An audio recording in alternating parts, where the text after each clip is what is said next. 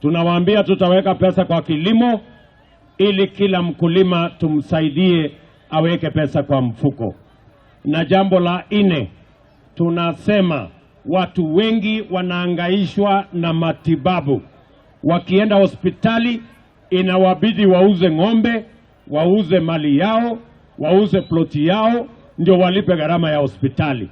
Sisi tunawaambia Gesima, na mtusikie vizuri, hii kolabo yetu ya Kenya Kwanza mwaka huu tunaweka pesa ya kutosha ili kabla ya mwisho wa mwaka huu kila mmoja wetu hapa utakuwa na bima ya afya ya NHIF, kila mmoja wetu. Na yule ambaye hana uwezo wa kulipia, serikali ya Kenya itakulipia. Ndio kila mtu aende hospitalini atibiwe na aende nyumbani bila ya kuulizwa pesa yoyote. Nyinyi mnanielewa watu wa Nyamira? Mnanielewa Nyamira?